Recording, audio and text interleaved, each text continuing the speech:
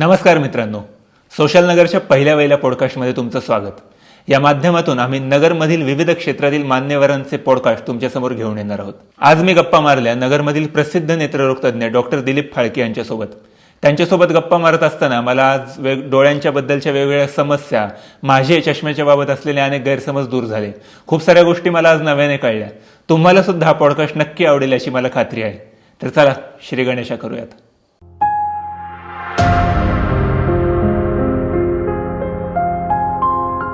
नमस्कार सर. नमस्ते. आजचा पॉडकास्टचा विषय जो आपला आहे तो मुख्यत्वे डोळे हा विषय. म्हणजे थोडक्यात आज आपण डोळ्यांवरती बोलू काही या प्रकारातली चर्चा करणार आहोत. तर लहानपणापासून एक मिथ म्हणू शकतो आपण त्याला. आम्हाला माहिती नाही ते मिथ आहे का सत्य, पण गाजर हे लहान मुलांनी खाल्लं पाहिजे ज्याने डोळ्यांचं आरोग्य सुधारतं असं म्हणतात. खरंच यामध्ये काही तथ्य आहे की हे आम्हाला लहानपणी भाज्या खाऊ घालण्यासाठी दाखवलेलं गाजर होतं, स्कॅम होतं? आणि असे अजून काही मिथ्स असतील जे डोळ्यांच्या बाबतीत आहेत? नाही, तसे बरेच डोळ्यांविषयी मिथ. तर गाजर खाण्यानी असं काही मिथ नाही आहे. गाजर खाण्यानी नक्की डोळ्यांना फायदा होतो, कारण गाजरामध्ये बीटा कॅरोटीन नावाचं व्हिटॅमिन असतं. ओके. जे आपल्याला नाईट व्हिजनसाठी लागतं. हां. आणि रात्रीची नजर त्याच्यामुळं छान राहते. म्हणून असं सुरुवातीपासून म्हणलं जाते की पालेभाज्या आणि गाजर तुम्ही खाल्लं पाहिजे. तर ह्याच्यात मिथ काही नाही आहे. फक्त ते प्रत्येकच डोळ्याच्या आजारावरती गाजर खाल्लं पाहिजे असं नाही आहे. त्यामुळं सर्वसमावेशक आहार असाल तर तो निश्चित आपल्या डोळ्यांना फायदेशीर होतो. आणि अजून काही मिथ्स मी ऐकलेले आहेत की जसं लहान मुलांचं जावळ याच्यासाठी काढतात की जर ते केस वाढलेले असतील तर ते डोळ्यांवरती येतात आणि त्याच्याने डोळ्यांना काही प्रॉब्लेम होऊ शकतो भविष्यात. अगदी बरोबर. आपण तिरळेपणा पाहतो लहान मुलांमध्ये. तर हा तिरळेपणा त्याला वेगवेगळी कारणं असतात तिरळेपणाची. तर त्यातलं बऱ्याच वेळा हे आपल्या आपणच एक ठरवलेली कारणं असतात की ते लाईटकडे बघत होतं लहानपणी किंवा पाळण्याच्या वरती एक झुंबर होतं, त्या झुंबरकडे लक्ष देत असल्यामुळं त्याचे डोळे तिरळे झाले, किंवा डोळ्यावरती केस येत होते, केस खूप त्याचे लांब होते, त्याच्यामुळं डोळे तिरळे झाले. तर ह्या सगळ्या गैरसमजुती आहेत. ह्याच्यामुळं तिरळा डोळा होत नाही. तिरळे होण्याची वेगवेगळी कारणं आहेत.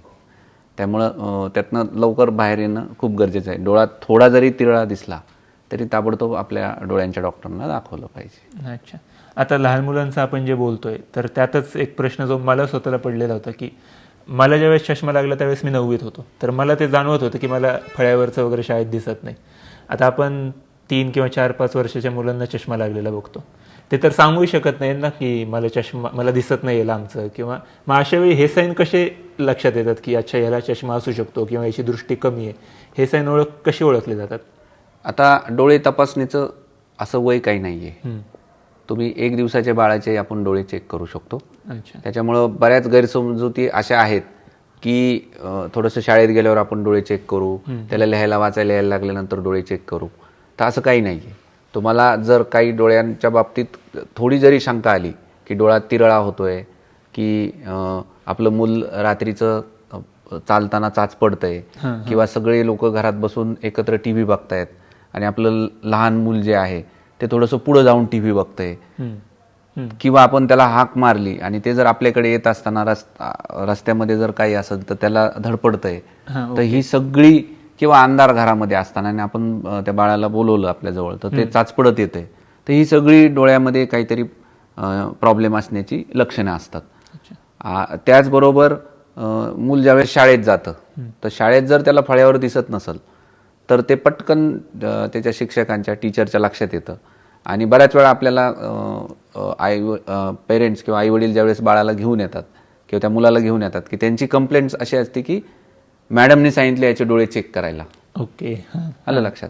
तर ते मग त्यावेळेस आपल्या लक्षात येतं डोळे चेक केल्यानंतर की याला डोळ्याचा प्रॉब्लेम आहे, आणि शक्यतो चष्म्याचे नंबर वगैरे हे असतात.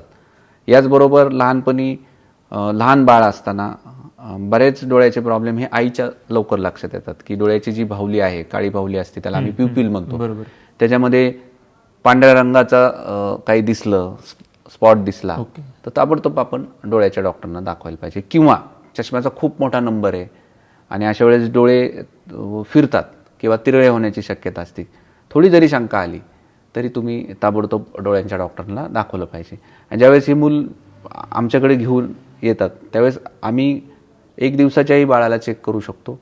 त्यामुळे अशी कुठलीच अडचण येत नाही की ह्याला चेक करता येणार नाही किंवा ह्याला चष्म्याचा नंबर देता येत नाही. लहान बाळांना सुद्धा आपल्याला त्याला जरी लिहिता वाचता येत नसलं तरी आपल्याला चष्म्याचा नंबर देता येतो किंवा सगळ्या तपासण्या करून त्याच्यावरती उपचार करून ताबडतोब ट्रीटमेंट देता येते. त्याचबरोबर आपण बघतो की प्रीमॅच्युअर बेबीज असतात की जे वेळेच्या आधीच जन्म झालेला असतो. तर अशांना NICU मध्ये आपण किंवा PICU मध्ये NICU मध्ये ठेवतात लहान मुलांच्या ह्याच्यामध्ये. तर तिथं ऑक्सिजन दिला जातो त्यांना. तर त्या ऑक्सिजनचे काही दुष्परिणाम रेटिनावरती होतात. तर त्याला आम्ही रेटिनोपॅथी ऑफ प्रीमॅच्युरिटी म्हणतो. तर तसं जर काही झालं असेल तर ताबडतोब डोळ्यांचं चेकअप हे करायला लागतं आणि ताबडतोब त्या रेटिनावरती जर काही बदल झालेले असतील तर आपल्याला त्याच्यावरती ट्रीटमेंट देऊन पुढचे होणारे धोके, पडदा सरकणे, मोतीबिंदू होणे ह्या गोष्टी आपल्याला टाळता येतात.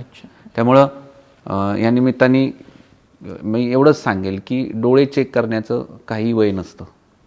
ज्यावेळेस शंका आली त्यावेळेस ताबडतोब जाऊन डोळे चेक करणे म्हणजे पुढचे आपल्याला धोके टाळता येतात. ओके. सो असं काही नाही आहे की एवढे वर्ष झाल्यानंतर डोळा चेक केला, बिलकुल नाही. जाणवलं की आपण चेक करून घ्यायचं, ताबडतोब जाऊ शकतो. सो आता म्हणजे आपण जे बोलत होतो की लहान मुलांना सुद्धा चष्मा असतो, ही एवढी कॉमन गोष्ट झाली. म्हणजे पूर्वी आता मी माझ्या आजीचा एक फोटो बघत होतो, त्यांच्या शाळेचा ग्रुप फोटो होता. तर त्या अख्ख्या ग्रुप फोटोमध्ये फक्त एकाला चष्मा होता. आता कंटिन्यू म्हणजे खूप साऱ्या जणांना चष्मा लागलेला दिसतो. सो ही गोष्ट नॉर्मल झालेली चष्मा असणं. तर ह्याच्या मागे कुठेतरी वाढत असलेला स्क्रीन टाईम असू शकतो का? म्हणजे आता माझंच बोलायचं तर माझा इंस्टाग्रामचा टाईम आज मी चेक केलेला इथे येण्याआधी, तो 2.5 तास होता आजच्या दिवसाचा. सो हे कंटिन्यू सतत रील बघणं झालं किंवा ऑफिसमध्ये काम करताना असा स्क्रीन टाईम आहे तो टाळता येणार नाही, 10 तास काम करावं लागतं. या सगळ्याचा डोळ्यावर काही परिणाम होतो का आणि याच्यातनं बाहेर पडण्याचा मार्ग काय? आता सुरुवातीला आपण बघू चष्म्याचा नंबर, की पूर्वीच्या काळी ठराविक लोकांना चष्म्याचा नंबर होता आणि बाकीच्यांना नंबर दिसत नव्हता. तर एक तर डोळे चेकच केले जात नव्हते, त्याच्यामुळे छोटे मोठे चष्म्याचे नंबर हे लक्षात येत नव्हते किंवा बऱ्याच वेळा अशी समज असतो की माझी नजर एवढीच आहे, मला एवढंच दिसतं किंवा त्या माणसाला माहितीच नसतं की ही नजर नॉर्मल आहे का ॲबनॉर्मल आहे. आलं लक्षात की माझ्यापुरती ही नजर आहे म्हणजे ही माझ्यासाठी नॉर्मल आहे. आणि खूप मोठा चष्म्याचा नंबर असेल तर मग मात्र मी जसं सांगितलं की लक्षात येत नाही, मग ताबडतोब त्यावेळेस डोळ्याच्या डॉक्टरना दाखवून चेक केलं जायचं. पण त्यावेळेस डोळ्याचे डॉक्टरही खूप कमी होते. आता राहिला स्क्रीनचा प्रश्न किंवा कम्प्युटर जे आजकाल लोक वापरत आहेत, तर निश्चित या मोबाईलमुळं आणि आता आपण पाहिलं लॉकडाऊन कोविडचं, या लॉकडाऊन झाल्यानंतर आणि सगळ्याच गोष्टी ऑनलाईन होत्या. मुलांची शाळा ऑनलाईन होती, प्रत्येक गोष्ट ऑनलाईन होती आणि त्यात 2-2 वर्ष घरामध्ये बसून हा अभ्यास केला गेला. राईट. त्याच्यामुळं स्क्रीन टाईम वाढला. तर या स्क्रीन टाईममुळं चष्म्याचे नंबर खूप लोकांना लागले. त्यामध्ये मायनस नंबर लागण्याचं प्रमाण खूप वाढलं. आता स्क्रीननी काय होतं की जी काही मोबाईलची लाईट येते ही डोळ्याला जाऊन डायरेक्ट धडकते आणि मग डोळ्यावर आपल्या पाण्याचा थर असतो. तो ज्यावेळेस आपण स्क्रीन पाहतो तर स्क्रीन पाहताना आपली पापण्यांची हालचाल 50% कमी होते. जर आपण 30-40 वेळा एका मिनिटाला पापण्यांची उघडझाप करत असू तर ती डायरेक्ट 15-20 वरती येते. जर पापणी उघडझाप झाली नाही तर ते डोळ्यावरचं पाणी सगळीकडे पसरलं जात नाही आणि डोळा ओला राहत नाही. त्याच्यामुळं डोळा पटकन कोरडा होतो. कोरडा झाला की ड्रायनेस जाणवतो. मग ड्रायनेस झाला की डोळे टोचतं, खुपतं, चुरचुरतं, मग आपण डोळे चोळतो आणि मग ही सायकल कंटिन्यूस राहते. आता स्क्रीन टाईमला काही लिमिटेशन असणं खूप गरजेचं आहे. आता सगळ्याच गोष्टी स्क्रीनवरती असतात. मलाही मोबाईल वापरायला लागतो, बरोबर, मलाही सगळ्या गोष्टी बघायला लागतात. पेशंटचे रिपोर्ट्स येतात, मेसेजेस येतात, त्यांना रिप्लाय करायला लागतं. असंख्य गोष्टी असतात किंवा मला काही वाचायचं असेल तर मी मोबाईल वापरतो. पण त्याला एक तुम्ही जर पथ्य काही पाळली, एक तर तुम्हाला चष्मा असेल तर चष्म्याचा नंबर वापरला पाहिजे. आजकाल चष्मे असे असतात की ज्याला आपण अँटी रिफ्लेक्टिव्ह कोटिंगचे चष्मे, ग्लासेस, काचा बनवू शकतो की जेणेकरून जी काही मोबाईलची लाईट आहे ती डायरेक्ट तुमच्या डोळ्यावर नाही धडकत, ती चष्म्याच्या काचेला धडकती आणि जे काही हानिकारक रेज आहेत ते काही डोळ्यात जात नाहीत. दुसरी गोष्ट, तुम्ही एक साधारण 1 फूट 1.5 फुटावरती तुमचा स्क्रीन ठेवावा. शक्यतो मोठा स्क्रीन असावं, लॅपटॉप असावं. डोळ्यांची उघडझाप मध्ये आधी खूप केली पाहिजे. एक तुमचं 20 ते अर्धा तास काम झालं तर दूरवर नजर टाकणे, एक्सेसिव्ह ब्लिंकिंग करणे, मुद्दामून डोळ्यांची उघडझाप करणे, भरपूर पाणी पिणे, डायरेक्ट फॅनच्या खाली न बसणे, AC असेल तर ACचा फ्लो तुमच्या चेहऱ्यावर आला नाही पाहिजे. तर ह्या सगळ्या गोष्टी कॉन्ट्रीब्यूट करतात डोळे कोरडे होण्यास. आणि डोळे जर कोरडे झाले तर मग तुम्हाला थकवा जाणवतो, डोळे चुरचुरतात, डोकं दुखतं, तुम्ही इरिटेट होतात, डोळे लाल होतात. मग हे सगळं दिवसाच्या अखेरीस दिसायला लागतं.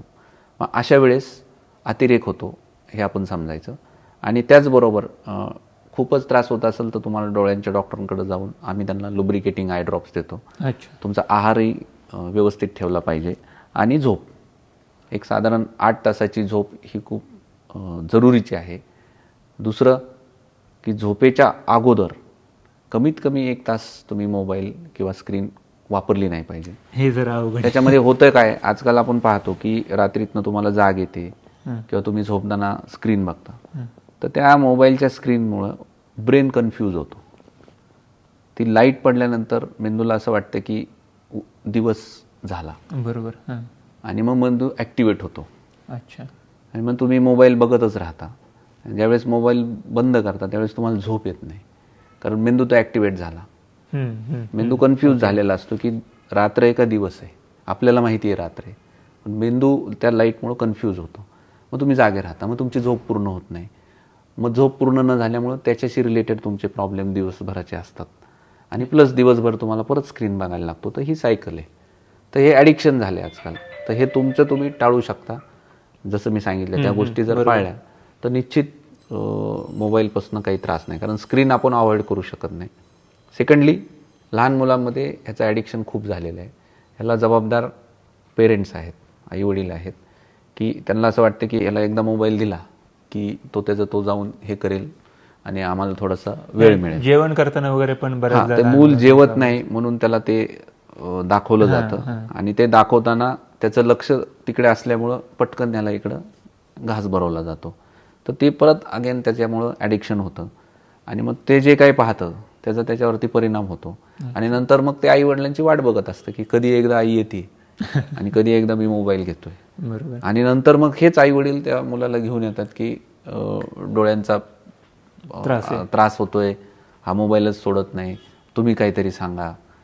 तर हे आधीच जर आपण हे केलं तर निश्चितपणे ह्याचे दुष्परिणाम आपण टाळू शकतो. मुलांना मोबाईल हा अभ्यासापुरता लागत असेल तर द्या, बाकी काही द्यायची गरज नाही. त्याच्यापेक्षा त्यांनी बाहेर मैदानात जाऊन खेळावं. जसं की आता असं नवीन एक हे आलं की जर तुम्ही उजेडात बाहेर खेळत राहिला, चांगल्या हवेच्या ठिकाणी खेळत असाल तर त्याचाही डोळ्यावरती छान परिणाम होतो. डोळ्यांना ताण येत नाही, डोळ्यांना चष्मा नंबर लागण्याचे प्रमाण खूप कमी होतं. अच्छा. तुम्ही बोलताना एक मुद्दा जो सांगितला की डोळ्यांच्या आरोग्याबद्दल आपण बोलत होतो त्यावेळी की आहाराचा, तर असे काही पदार्थ, गाजरचा आपण बोललो, त्या व्यतिरिक्त असे काही पदार्थ आहेत का ज्यांचा समावेश जर आहारामध्ये असेल तर त्याच्यामुळे डोळ्यांचं आरोग्य नीट राहायला मदत होईल? अशा कोणत्या भाज्या किंवा असे पदार्थ? असं काही स्पेसिफिक कुठल्या भाज्या वगैरे डोळ्यांसाठी नाही आहेत. फक्त घरातला जो समतोल आहार आहे, आपण जो काही घरात सगळेजण आहार घेतो तोच आहार पुरेसा आहे. जंक फूड टाळणं, बाहेरच्या गोष्टी टाळणं, की जेणेकरून ज्याच्यामध्ये शुगर आहे, ज्याच्यामध्ये फॅटचं प्रमाण जास्त आहे, या गोष्टी टाळणे. घरातलं जे काय आहे ते तुम्ही खाल्लं की ते डोळ्यांसाठी इनफ आहे. असं काही नाही की हे स्पेसिफिक गोष्ट तुम्ही खाल्ली की डोळ्यांना काही हे होणार नाही. पण त्याच्यामध्ये सर्वसमावेशक आहार असावा, ज्याच्यामध्ये प्रोटीन्स असावेत, कार्बोहायड्रेट्स असावेत, सगळ्याच गोष्टी डोळ्यांना लागतात. तर भाज्या जर घेतल्या तर तुम्हाला व्हिटॅमिन्स मिळतात. किंवा मांसाहारी लोक असतात त्याच्यामध्ये निश्चित डोळ्यांना त्याचा यूज होतो. अच्छा. तर आपण चष्म्यांवरती बोलत होतो, तर बऱ्याचदा चष्म्याला ऑप्शन म्हणून लेन्स ला लोक प्रेफर करतात. तर मग असं काय आहे का की चष्मा म्हणजेच चांगला किंवा लेन्स म्हणजेच चांगला, किंवा कंटिन्युअस लेन्स वापरणं हे किती चांगलं आहे डोळ्यांसाठी? काय म्हणजे आता चष्म्याचा विषय असा आहे की चष्म्याबद्दलही बऱ्याच गैरसमज आहेत. बऱ्याच वेळा मी पाहतो, आता मी गेले 20 वर्षापासून या क्षेत्रामध्ये काम करतोय, तर अजूनही जे पहिल्या दिवशी मी पाहिलं प्रॅक्टिसचं, तर तीच गोष्ट अजूनही समाजामध्ये रूढ आहे. की बऱ्याच वेळा घरामध्ये मुलं आईवडिलांना सांगतात की मला दिसत नाही, मला फळ्यावरचं दिसत नाही, पण घरातले आईवडील टाळाटाळ करतात डोळे चेक करण्यासाठी, की त्यांना असं वाटतं की ह्याला जर चष्मा लागला तर ह्याच्यामध्ये निश्चित डोळ्यामध्ये काहीतरी दोष मोठा आहे आणि म्हणून हे समाजाला दिसेल आणि म्हणून ह्याला चष्मा लावणं गरजेचं नाही. मग ते असे बाकीचे काही उपाय करण्याचा प्रयत्न करतात, पण ते चेकअप करण्याचं टाळतात. पण एक वेळ अशी येते की मग दिसतच नाही, फार कमी दिसायला लागतं आणि मग त्यावेळेस ते ज्यावेळेस घेऊन येतात त्यावेळेस बऱ्याच सापडतं की खूप मोठा चष्म्याचा नंबर आहे आणि खूप वर्षापासूनचा नंबर आहे. याच्यामध्ये असं काही नाही आहे की सुशिक्षित आणि अशिक्षित लोकांमध्ये हे प्रमाण सर्व समान आहे. म्हणजे सुशिक्षित लोकांमध्ये सुद्धा याचं प्रचंड प्रमाण आहे. त्यातली त्यात जर हा प्रॉब्लेम मुलींमध्ये असेल तर त्यांना दवाखान्यात जाऊन चष्मा लावण्यात अजूनही लोक टाळतात. आणि मग अशी मुलं काय होतं की वर्गात जर तुम्हाला दिसलं नाही तर तुम्ही अभ्यासात मागे पडतात, तुमची पर्सनॅलिटीमध्ये त्याचा फरक पडतो. तुम्हाला गणित सोडवलेलं फळ्यावरचं दिसत नाही आणि मग तुम्हाला मार्क कमी पडतात आणि मग तुम्ही मागे पडता. याला एकमेव कारण आहे की चष्म्याचा नंबर. मग ते शेजाऱ्याचं बघून लिहित बसतो आणि मग अडचणी निर्माण होतात. आणि चष्मा लावल्यानंतर त्याच्या प्रगतीमध्ये फरक पडतो. आता मी पण लहानपणापासून चष्मा वापरतो. चष्मा काढल्यानंतर आपल्याला बिलकुल दिसत नाही, मग तो ब्लर दिसतं, मग तो कलर दिसत नाही, कॉन्ट्रास्ट दिसत नाही, काहीच दिसत नाही. तर तुम्ही बऱ्याच गोष्टींना मुक्ता आलं लक्षात. तर चष्मा एक सिंपल, त्याला फार वेळ लागत नाही, 5 ते 10 मिनिटामध्ये तुम्ही चष्म्याचा नंबर काढू शकता. चष्मा लावायचा, छानपैकी दिसतं. आणि तुमचा चष्मा जर नाही लावला आणि खूप उशिरा लावला गेला तर डोळे आळशी होतात. त्याला आम्ही ॲम्ब्लायोपिया म्हणतो. ॲम्ब्लायोपिया म्हणतो. मग नंतर डोळ्याची आपली नजर, म्हणजे पडद्याची नजर उमटण्याची क्षमता एक साधारण वयाच्या 11 ते 12 वर्षापर्यंत असते. त्याच्या आधी जर चष्मा दिला गेला तर नजर तुमची पूर्ण क्षमतेने काम करते. मग अशा मुलांमध्ये पुढे जाऊन भरतीमध्ये प्रॉब्लेम येतो. ज्या ठिकाणी आपल्याला व्हिजन 6x6 लागते, आर्मी आहे, तुमच्या एअरफोर्समध्ये आहे, रेल्वेमध्ये आहे, जिथं तुम्हाला 6x6 पोलीसमध्ये आहे नजर लागते, तर अशा मुलांची नजर तिथं बसत नाही आणि मग तुम्ही मागे पडता, पुढे त्रास होतो. मग नंतर सगळे उपाय करून उपयोग होत नाही. त्यामुळे वेळीच शाळेला जाण्याच्या अगोदर डोळे चेक करणे.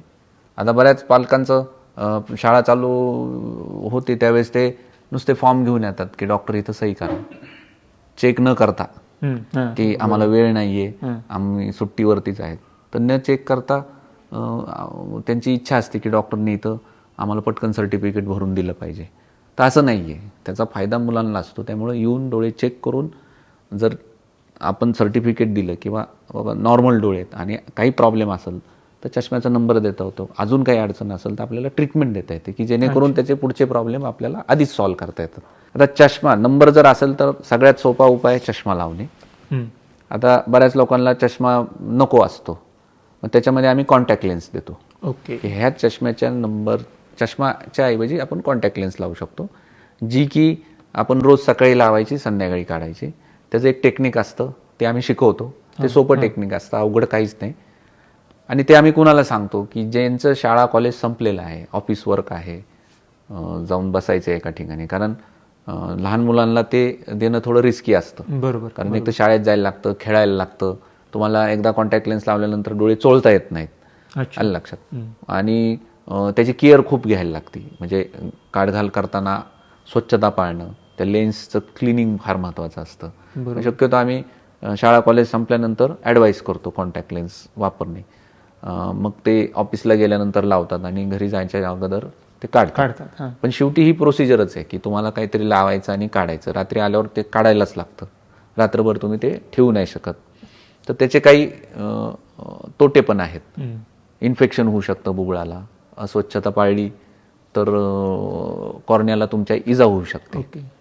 आणि फायदा म्हणजे चष्माच्या ऐवजी कॉन्टॅक्ट लेन्स लावायचं. मग त्याला अजून एक पर्याय आता आलाय की आपण चष्म्याचा नंबर लेझर करून घालू शकतो. आपण ऐकतो की फार मोठा चष्म्याचा नंबर होता पण लेझरची प्रोसिजर केली आणि चष्म्याचा नंबर गेला. त्याला आम्ही रिफ्रॅक्टिव्ह सर्जरी म्हणतो. लॅसिक त्याला म्हणतो आम्ही. किंवा लॅसिकमध्ये पण आता खूप सारे प्रकार आले. तर आता आम्ही नगरमध्ये 21 डॉक्टरांनी मिळून एक महाराष्ट्रातलं एक दुसरं असं फार मोठं लॅसिकचं मशीन आणलेलं आहे. श्विंड कंपनीचं, मेड इन जर्मनीचं, आणि हार्डली तुम्हाला एका डोळ्याला 5 मिनिटाच्या वर वेळ लागत नाही, आणि नॉन कॉन्टॅक्ट लेझर ट्रीटमेंट आहे. नंबर घालवण्यासाठी 5 मिनिटं लागतात एका डोळ्याला.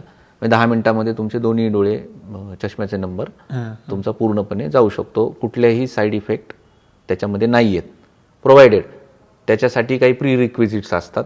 तुमचं वय 20च्या पुढं पाहिजे, चष्म्याचा नंबर स्टेबल पाहिजे, आणि तो डोळा ही लेझर प्रोसिजर करण्यासाठी कॅपेबल आहे का ह्याच्यासाठी काही टेस्ट असतात जे आम्ही आधीच करतो.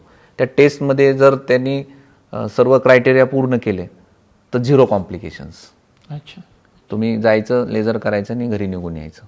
तर ते आपण आता नगरमध्ये ती मागच्या जूनपासून आम्ही ती चालू केलेली आहे, आणि छान ही एक प्रोसिजर आहे की ज्यामध्ये तुम्ही चष्म्याच्या पासून मुक्ती घेऊ शकता. अदरवाईज चष्मा तर आजकाल आपल्याला स्क्रीन, असं मी सांगितलं की स्क्रीनसाठी प्रोटेक्शन म्हणून वापरता येतो, आणि बाहेर आपण पाहतो की बाहेर पडल्यानंतर पोल्युशन आहे, धूळ आहे, धूर आहे, त्याच्यानंतर गाडीत बसल्यानंतर आपण AC खूप वापरतो, प्रवास खूप करायला लागतो. रात्रीचा आपण ज्यावेळेस ट्रॅव्हलिंग करतो त्यावेळेस आता तुम्ही पाहिलं असेल की LED लाईट्स असतात. तर LED लाईट्स एकतर ती गाडीच्या काचेवर पडते, नंतर तुमच्या डोळ्यावर पडते. त्यामुळं आता पूर्वीच्या ह्याच्यामध्ये LED लाईट्स नव्हत्या, त्यामुळे डोळ्यांना कमी त्रास व्हायचा. आता गाड्यांना LED लाईट्स आले, तर ज्यावेळेस ती लाईट डोळ्यावर पडते आणि ती गाडी निघून जाते तर आपल्याला एक रिकव्हरी टाइम असतो. लाईट पडल्यानंतर थोडा वेळ आपल्याला दिसत नाही, आणि मग थोड्या वेळाने दिसायला लागतं. ते दिसेपर्यंत दुसरी गाडी येते, कारण ट्रॅफिकच इतकं झालंय. त्यामुळं ते प्रोटेक्शन तुम्हाला चष्म्यामुळे मिळू शकतं. अँटी रिफ्लेक्टिव्ह कोटिंगचे जर तुम्ही चष्मे वापरले तर चष्मा आता दोन्ही काम करतो, एक तर दिसायचंही काम करतो आणि प्रोटेक्शनचंही काम करतो. त्यामुळं चष्म्याबद्दल गैरसमज आता लोकांनी बिलकुल काढून टाकले पाहिजेत. म्हणजे आता जर तुम्ही माझ्याशी बोलताय, तुम्ही सांगू शकत नाही मला कुठल्या कानाने ऐकायला येत आणि कुठल्या कानाने ऐकायला येत, किंवा मला किती किडनी आहेत हे तुम्ही सांगू शकत नाही. हे एक वेळ चालेल, पण चष्मा नको. लक्षात की चष्मा नको. बऱ्याच मुलींची लग्न होत नाहीत की तिला चष्मा आहे, पण मुलाला तो बहिरा आहे तो चालेल, पण चष्मा नको. पण चष्मा नकोय असं आहे. तर ते मिथ आहे, त्यांच्या लोकांना पण माहिती आहे, आणि आता त्याच्यावरती ट्रीटमेंट. मी स्वतः डोळ्याचा डॉक्टर असून चष्म्याचा नंबर लावतो, असं आहे. त्यामुळं मी ड्रायव्हिंग करू शकतो, मी डोळ्याचे ऑपरेशन्स करतोय गेले 20 वर्ष झालं, काही प्रॉब्लेम येत नाही. इंटरेस्टिंग. सो आपण धुळीचं जे बोलत होते तुम्ही की धूळ आहे, प्रदूषण वाढलेले. सो बऱ्याचदा गाडी चालवताना डोळ्यामध्ये कचरा जाणं वगैरे अशा गोष्टी घडत असतात. तर ह्याला लोक खूप कॅज्युअली घेतात, म्हणजे घरच्या घरीच काहीतरी उपाय करायचा किंवा सोडूनच द्यायचं, दुर्लक्ष करायचं, किंवा बऱ्याचदा रस्त्यांवरती वगैरे डोळ्यातला कचरा काढून देणारे असतात, त्यांच्याकडून हे काढून घ्यायचं. तर याचे काही दुष्परिणाम आहेत का, की हे चालून जातं, म्हणजे याच्यामध्ये काय प्रॉब्लेम्स आहेत? आता त्याच्यामध्ये हा एक चांगला प्रश्न आहे की डोळ्यामध्ये कचरा जाणे. आता तुम्ही काय काम करता त्याच्यावरती सगळ्या गोष्टी डिपेंड आहेत. आता मी गेली 20 वर्ष झालं कर्जत एक तालुका प्लेस आहे, बरोबर, तिथे मी प्रॅक्टिस करतो. तिथे माझं हॉस्पिटल आहे, आणि तिथं ग्रामीण भाग आहे, आजूबाजूला लोक शेती करतात. आणि मग शेती करत असताना तुम्हाला डोळ्यामध्ये कुठं पाला लागतो, किंवा चिलट जातं, किंवा काहीतरी काम करत असताना जखम होते, चिखल उडतो, काढणी असती, पेरणी असती, त्यावेळेस डोळ्यामध्ये इजा होते. तर असं काही डोळ्यात गेलं की वगैरे, तर आता काय असतं की डॉक्टर अवेलेबल नसला की मग माणूस काय करतो की पटकन काही गेलं तर आधी एकतर पाण्याने धुतात, किंवा काढायचा प्रयत्न करतं, किंवा आपण डोळ्यामध्ये फुंकतो की बाबा त्याच्यामुळं निघून जाईल. तर 10 पैकी एकाचं ते निघून जातं, पण ते बरं झालं नाही, किंवा ज्यावेळेस काही गोष्ट डोळ्यात गेली तर त्यांनी जखम होते. तर आपल्याला बुबुळ एक असतं, कॉर्निया त्याला म्हणतो आपण. तर ते कॉर्निया खूप सेन्सिटिव्ह असतो, त्याला जखम झालेली काही दिसत नाही. स्क्रॅच जर पडला तर दिसत नाही, पण ते टोचत खुपत राहतं. जोपर्यंत ती जखम भरून येत नाही तोपर्यंत ते टोचत खुपत राहतं. तर ज्यावेळेस ते टोचतं खुपतं त्यावेळेस त्या पेशंटला असं वाटतं की आत काहीतरी आहे. आणि मग अशी लोक एक ठरलेलं असतं, जसं आपल्याकडे अंधश्रद्धा असते की हा डोळ्यातला काढतो, मग त्याच्याकडं ते जातात की डोळ्यातलं निघालं पाहिजे. मग ते काय करतात, एक तर जिभेने काढतात. अच्छा, जिभेने काढणारी लोक आहेत. त्यानंतर कापसाचा बोळा काहीतरी फिरवतात, त्याच्यानंतर डोळ्यामध्ये काही लोक तेल टाकतात, तूप टाकतात, आलं लक्षात. तर ह्या गोष्टींनी काय होतं की ती जी काही जखम झाली असते त्याच्यामध्ये जंतू संसर्ग होतो, इन्फेक्शन होतं.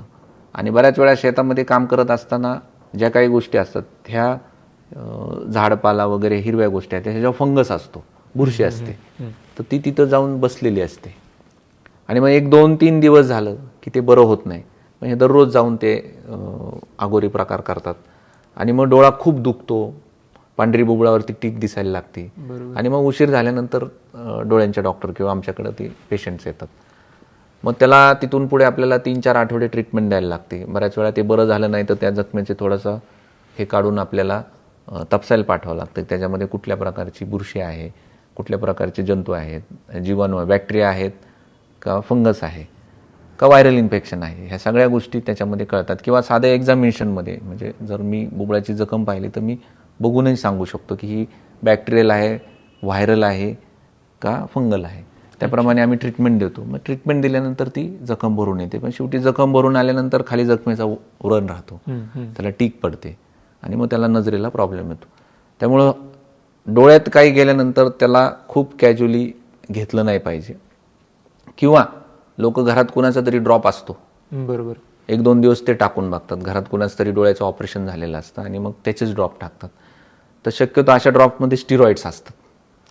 आणि जखम जर तुम्हाला झालेली असेल तर स्टिरॉइड टाकले तर जे बॅक्टेरिया, व्हायरस, फंगस ह्याचे त्याच्यामध्ये खूप वाढतात आणि मग परत हीच सायकल चालू होते आणि मग परत त्रास होतो. त्याच्यामुळं ज्यांच्या डोळ्यामध्ये असं काही गेलं तर साधा सोपं केमिकल काही गेलं, काही लिक्विड उडालं तर आपण स्वच्छ पाण्याने डोळे धुणे. स्वच्छ पाणी म्हणजे काय, फिल्टरचं पाणी. फिल्टरचं पाणी नसेल तर आपली पाण्याची बाटली असती, बरोबर, बिसलरी, हां, त्या बाटलीतलं पाणी घेऊन तुम्ही स्वच्छ धुवू शकता. बाकी कुठलंही पाणी, नळाचं, त्याच्यानंतर विहिरीचं किंवा हौदातलं किंवा कशाचं पाणी त्यांनी बिलकुल धुवू नका, कारण ह्याच्यामध्ये परत जंतू असतात, ते तिथं जातात. आणि ताबडतोब जवळच्या कुठल्याही डॉक्टर चालू शकतो. डोळ्याचा डॉक्टर नसेल तर तुम्ही जनरल प्रॅक्टिशनरकडे गेलात तर ते चेक करून एक तातडीची ट्रीटमेंट देऊ शकतात. आणि जर डोळ्याच्या डॉक्टरकडं शक्य असेल तर ताबडतोब गेलं पाहिजे. आणि साध्या सिंपल 1-2 ड्रॉप आणि 1-2 गोळ्यांनी ही जखम भरून येते. आता काही लोक वेल्डिंग करतात, ग्राइंडिंगचा जो काय आहे किंवा अशी कामं असतात, ह्यांच्यामध्ये बर उडते, ते जे ठिणग्या उडत असतात, हां, त्या ठिणग्यामध्ये मग त्याला आम्ही बर गेली म्हणतो. तर ती बर मात्र आपल्याला छोट्याशा भुलीच्या ड्रॉप खाली काढता येते. काढल्यानंतर त्याला ट्रीटमेंट घेतली की व्यवस्थित ती बरी होते.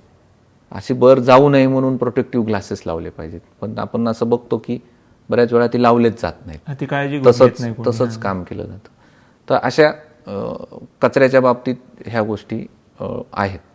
त्याच्यामध्ये मी जसं सांगितलं की काढणारे खूप लोक असतात की त्याच्यामुळे आता मी असे कितीतरी इन्फेक्शनचे पेशंटचे आपल्याला नाविलाजाने शेवटी डोळे काढायला लागले. अच्छा, इथपर्यंत इन्फेक्शन जाऊ शकतं. त्यामुळे त्याला अगदीच वरच्यावर घेणं किंवा कॅज्युअल घेणं हे फार महागात पडतं. मध्ये हे आउट ऑफ क्युरिओसिटी एक प्रश्न होता की मध्ये डोळ्यांची साथ खूप जास्त आलेली, म्हणजे सतत पेपरमध्ये त्या बातम्या येत होत्या आणि मग ते डोळ्यांची साथ आल्यावर गॉगल वगैरे घालणं ते सगळं होतं. तर त्यावेळेस ते असायचं नाही का की माझ्याकडे बघू नको, आमच्या शाळेत पण माझ्याकडे नको बघू, डोळे येतील तुला. तर असं काय आहे का, म्हणजे नुसतं एखाद्याला डोळे आलेत आणि आपण त्याच्याकडे पाहिलं तरी आपल्याला डोळे वगैरे येऊ शकतात. आणि याचं दुसरं एक मी ऐकलेलं की ज्यावेळेस ती ज्वारी बाजरी काढलेली असती त्यावेळेस ते चिलटं बरेच सोडतात, तर ते चिलट्या गेल्याने पण डोळे येणं वगैरे, म्हणजे हे काय आहे का याच्यामध्ये इन्फेक्शन कशामुळे व्हायचं आहे नेमकं डोळे येण्याचं? आता सीझन चेंज झाला की वर्षातनं एकदा आपण बघतो की डोळ्याची साथ येते. बरोबर, ह्यावेळेची साथ खूप प्रचंड होती. तर डोळ्याची साथ ही व्हायरल इन्फेक्शनने येते, त्याला आम्ही व्हायरल कंजंक्टिव्हायटिस म्हणतो. तर ही कम्युनिकेबल आहे, म्हणजे जर मला झालं, डोळा आला तर माझ्यामुळं माझ्या कुटुंबामध्ये, कारण माझा घरात वावर असतो, बरोबर, ह्या लोकांचे येऊ शकतात डोळे. त्याच्यामुळं जे आपण एकमेकांना बघणं म्हणण्यापेक्षा त्याचा अर्थ असा होतो की तू माझ्या संपर्कात जर आला तर ते व्हायरल शेडिंग मला होऊन मला कंजंक्टिव्हायटिस होऊ शकतो. तर घरामध्ये टॉवेल, नॅपकिन किंवा तुम्ही कुठल्या गोष्टीला टच केला, जसं आपण कोविडला सांगत होतो, काळजी घेत होतो, तीच काळजी डोळे आल्यानंतर जर घेतली तर हे इन्फेक्शन होत नाही. पण हे कम्युनिकेबल इन्फेक्शन आहे. कम्युनिकेबल म्हणजे काय, एकाला झालं की दुसऱ्याला होऊ शकतं. तर डोळा आल्याची लक्षणं दिसली की जाऊन ट्रीटमेंट घेणे. आणि सगळ्यात सिंपल साधं चष्मा, काळा चष्मा जर वापरला, काळा चष्मा वापरायचा म्हणजे लाईटचा त्रास होतो म्हणून, साधा चष्मा वापरला तरी चालतो. आणि डोळे खूप लाल सुजलेले असतात, चिकट घाण येते, हे एक साधारण 3-4 दिवसाच्या ट्रीटमेंटनी पूर्णपणे बरं होतं. पण त्याला ट्रीटमेंट व्यवस्थित घ्यायला लागते. आणि मग थोडं आयसोलेशनमध्ये राहणं, जोपर्यंत डोळ्यांची चिकट घाण कमी होत नाही, डोळे चिकटायचे थांबत नाहीत, तोपर्यंत घरच्यांच्या संपर्कात राहणं, व्यवस्थित औषध टाकणं. जो कोणी औषध टाकेल त्यांनी परत हात साबणाने स्वच्छ धुणं, स्टरिलायझर किंवा तुम्ही स्टेरिलियम वगैरे घेऊ शकता, सॅनिटायझर घेऊ शकता. आणि मग त्या रुग्णाच्या संपर्कात आल्यानंतर आपल्या स्वतःच्या डोळ्याला हात न लावणं, त्याने वापरलेल्या गोष्टींना हात न लावणं, ह्यानी ती साथ आटोक्यात राहते. तर असं हे डोळ्यांच्या साथीच्या बाबतीत. ही साधी साथ असते, ह्याच्यात घाबरण्यासारखं काही नाही. पण ह्याला वेळीच उपचार नाही केला तर मग मात्र कॉम्प्लिकेशन्स वाढू शकतात. हां, बऱ्याच वेळा मी जसं सांगितलं की मनानेच ड्रॉप टाकतात, परत त्याच्यामध्ये स्टिरॉइडचा अतिरेक केला की मग अनेक अडचणी निर्माण होतात. त्याच्यामुळं ताबडतोब डोळ्यांच्या डॉक्टरकडं जायला पाहिजे आणि ट्रीटमेंट घ्यायला पाहिजे. सो आपण एवढ्या डोळ्यांबद्दल बोलतोय, डोळ्यांच्या उपचारांबद्दल बोलतोय, तुम्ही सांगतायत माहिती.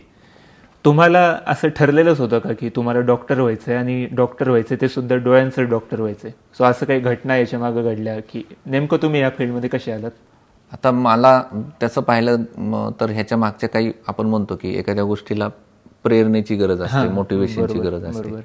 तसं मी अगदी लहानपणापासून माझं ठरलेलं होतं की मी डॉक्टर होणार. डोळ्यांचा होणार असं काही नव्हतं ठरलेलं, पण डॉक्टर होणार.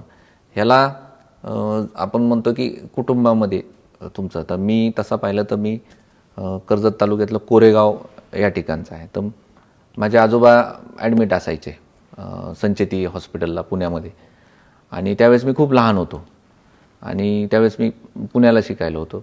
त्यांना ज्यावेळेस हॉस्पिटलमध्ये भेटायला वगैरे जायचं होतं, त्यांचं हे असायचं की तुम्ही डॉक्टर व्हा, आणि तुम्ही डॉक्टर जर झालात तर मग आपल्या पेशंट्सला इतक्या लांब यायची गरज लागणार नाही. बरोबर. तीच ट्रीटमेंट आपण तिथं देऊ शकतो.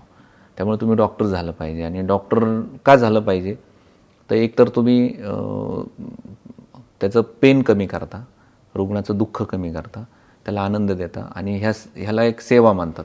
ही अशी एक गोष्ट आहे की जिथं तुम्हाला मोबदलाही मिळतो, पण त्याचबरोबर तुम्हाला लोकांचे आशीर्वादही मिळतात, आणि तुम्ही लोकांचं दुःख कमी करता किंवा पेन कमी करता. तर त्याला मोटिवेशन माझे आजोबा आहेत, कैलासवासी बाळासाहेब फाळके म्हणून. ते आमच्या गावचे पाटील होते. ओके. त्याचबरोबर दुसरी प्रेरणा म्हणजे माझे आई वडील. बरोबर. म्हणजे मी 10वीत असताना माझे वडील मला बीजे मेडिकलला घेऊन गेले होते, 10वीत असतानाच, की बीजे मेडिकल हे असं आहे आणि इथे येण्यासाठी तुम्हाला इतके मार्क पाडायला लागतात 12वीला, आणि इतके मार्क पडले तर तुम्हाला इथे ॲडमिशन होते. तर ते एक मोटिवेशन होतं, आणि त्या मोटिवेशनमधनं मी डॉक्टर झालो. आणि डॉक्टर झाल्यानंतर म्हणून मी माझं एक हॉस्पिटल मी कर्जतसारख्या ठिकाणी चालू केलं सुरुवातीला, की तिथं फार गरजेचं आहे, कारण तिथं डोळ्याचं डॉक्टरच नव्हतं कुणी. आणि ती गेले 20 वर्षापासून मी तिथं प्रॅक्टिस करतो. त्याचबरोबर माझं नगरलाही एक हॉस्पिटल आहे. अशा दोन्ही ठिकाणी मी प्रॅक्टिस करतो. सुरुवातीला मी न्यूरो सर्जरीमध्ये होतो, जनरल सर्जरीमध्ये होतो, पण माझं मन काही तिथं रमलं नाही. तर मला अशा ठिकाणी जायचं होतं की जिथं रुग्णाच्या चेहऱ्यावरती आनंद दिसला पाहिजे, की बाबा मी काहीतरी ह्याच्यावरती उपचार केलेत आणि ह्याचा याला फायदा झाला आहे 100%. म्हणून मी डोळ्याच्या साईडला आलो आणि डोळ्यांचा डॉक्टर झालो. तर आज ही एक प्रगत ब्रँच म्हणून समजली जाते सगळ्या फील्डमध्ये, मेडिकल फील्डमध्ये. एक काळ असा होता की डोळ्याच्या ऑपरेशन्स आणि हे ते म्हणलं की 8-10 दिवस ॲडमिट राहायला लागायचं, आणि गॅरंटीज नसायची डोळ्याच्या ऑपरेशनची. आज असं झालं आहे की डॉक्टरच्या आधी पेशंट हॉस्पिटलच्या बाहेर जातो, आम्हाला हार्डली 20-25 मिनटं लागतात ऑपरेशन करायला. सगळं तंत्रज्ञान आधुनिक आले, सगळं फुल्ली आपण म्हणतो ना मशीन बेस्ड आले, आणि फुल टेक्नॉलॉजी त्याची चेंज झालेली आहे. त्याच्यामुळं मी ही ब्रँच घेतली. आता मी जसं सांगितलं की माझ्या डॉक्टर होण्यामागचं माझ्या कुटुंबाची प्रेरणा आहे, तसंच माझ्या कुटुंबाचं अजून एक हे होतं की जर तुम्ही एखाद्या क्षेत्रामध्ये जाणार असाल तर तिथं तुम्ही सर्वोच्च स्थानी पोचलं पाहिजे. आणि मग त्याच्याशी लागणारी जी आहेत जे काही गोष्टी आहेत ह्या तुम्ही केल्या पाहिजेत.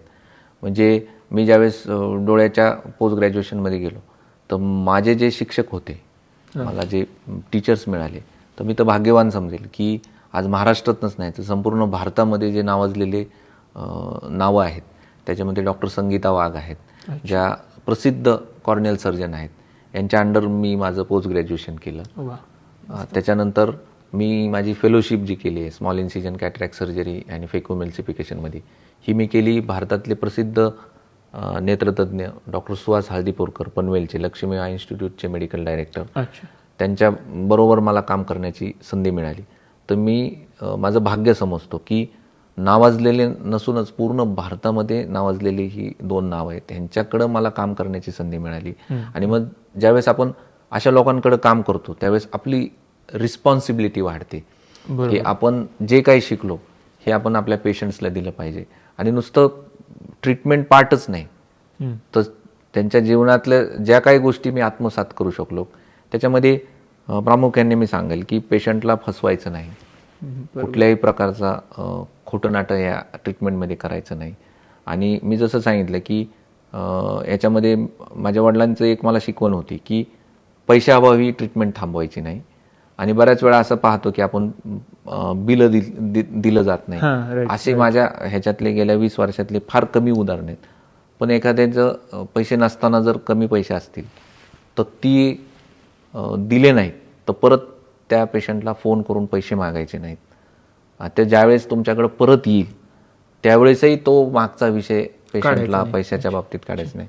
माझा अनुभव असा आहे की बऱ्याच वेळा 6-6 महिने 2-2 वर्षांनी माझे पैसे आणून दिलेत. पण ह्या गोष्टी मी माझ्या गुरूंकडनं शिकलो, माझ्या आईवडिलांकडनं शिकलो आणि त्या मी आचरणात आणतो. त्यामुळं आमची रिस्पॉन्सिबिलिटी वाटते की आपण जर काही उद्या कुठं तर काही चुकीचं वागलं तर आपल्याला ज्यांनी शिकवलं आहे याचं दुःख त्यांना होईल. म्हणून मी त्यांच्या पावलावर पाऊल ठेवूनच माझी जर्नी चालू ठेवलेली आहे. तर याचं सगळं श्रेय माझ्या आईवडिलांना, माझ्या गुरूंना आहे. त्याचबरोबर मी म्हणेल की या सर्व जर्नीमध्ये मी माझं संपूर्ण कुटुंब आहे. यामध्ये माझा मोठा भाऊ डॉक्टर आहे, माझा धाकटा भाऊ ऑप्टिकल मेडिकल बघतो, आम्ही एकत्र काम करतो. तर एक एकत्र कुटुंबामध्ये राहून गेले 20 वर्ष आम्ही अगदी आनंदाने प्रेमाने राहत आहोत. तर ह्या गोष्टी शक्य आहेत. तर ह्या गोष्टी का शक्य आहेत तर ह्या सगळ्या तुम्हाला जे काही संस्कार मिळाले, जे काही तुम्ही शिकता तेच आपण आचरणात आणायचा प्रयत्न करतो. आणि या सर्व जर्नीमध्ये मला माझ्या पत्नीची साथ लाभली आहे, डॉक्टर दीपाली. मी जसं मागाशी सांगितलं की ती एक उत्तम भूलतज्ञ म्हणून नगरमध्ये काम करते. तर तिचेही मी खूप आभार मानतो की तिच्यामुळेच मला या गोष्टी मी इतक्या करू शकलो, तिच्या सपोर्टमुळं. सो आत्ता तुम्ही सेवेबद्दल बरंच बोलत होता तुमच्या या सगळ्या प्रवासामध्ये, इन्स्पिरेशनमध्ये. तर मी असं ऐकलेलं आहे की तुम्ही आपल्या नगरमध्ये जे मेहरबाबाचं प्रसिद्ध ठिकाण आहे तिथे सुद्धा तुम्ही चांगली सेवा देता, तुम्ही मोफत डोळ्यांवरती शस्त्रक्रिया वगैरे करता. सो मी क्युरियस आहे जाणून घेण्याला की हे काम कसं चालतं आणि याच्या मागचा तुमचा विचार काय?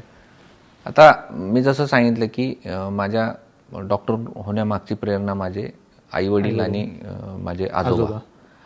तर ह्यांना एक बॅकग्राऊंड होतं, समाजसेवेचं बॅकग्राऊंड होतं, राजकारणाचं बॅकग्राऊंड होतं आणि शेतीचं बॅकग्राऊंड होतं. त्यामुळं मी लहानपणापासून पाहिलेलं आहे की आमच्या घरी कुणी आलं तर त्याला मनापासून लागल ती मदत, मग ती कुठल्याही प्रकारची मदत असो, की तो मदत घेतल्याशिवाय किंवा त्याला तितकी मदत केल्याशिवाय शांत बसत नसत. त्यामुळे ते मी अगदी लहानपणापासून हे केलं. आणि माझे वडील नेहमी मानतात, अजूनही मानतात, की जर एखाद्याला मदत करताना असं वाटलं की आपल्या खिशात काही पैसे नाही राहिले किंवा ह्याला पूर्ण पैसे द्यायची गरज आहे तर तुम्ही सगळे पैसे दिले पाहिजेत. कुठलीही त्याचे की तो परत देईल, म्हणजे जसं आपण म्हणतो की एखाद्याने आपल्यावर उपकार केले तर ते विसरायचे नसतात, पण दुसऱ्यावर जर उपकार केले तर ते लक्षात ठेवायचे नसतात.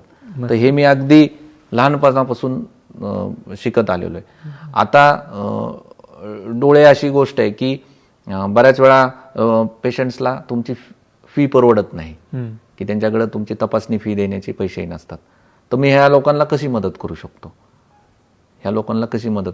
तर मग मी अशा लोकांसाठी आम्ही चॅरिटेबल ट्रस्ट फॉर्म केले. मी माझ्या वडिलांच्या नावाने Shri Arunrao Phalke Patil charitable trust form केलेले. अच्छा. त्या ट्रस्टतर्फे आम्ही विविध ठिकाणी शिबिरं घेतो आणि त्या शिबिरांमध्ये आम्ही मोफत पूर्ण डोळ्यांची तपासणी करतो. म्हणजे ज्या पेशंटला माझ्याकडे चेक करायचं आहे आणि ते पैशाभावी येऊ शकत नसेल तर शिबिराच्या दिवशी ते येतात. त्या दिवशी आम्ही पूर्णपणे चेकअप मोफत करतो. सर्व प्रकारचं डोळ्यांचे सगळे चेकअप फ्री होतात माझ्याकडं. त्या ट्रस्टतर्फे आम्ही करतो आणि त्या ट्रस्टतर्फेच आम्ही नेत्र शस्त्रक्रिया म्हणजे डोळ्यांच्या लागणारे ऑपरेशन्स पण अगदी अल्प दरात आणि काही रुग्णांकडे पैसे नसतील तर आम्ही फ्री पण ऑपरेशन्स करतो त्याच्यामध्ये.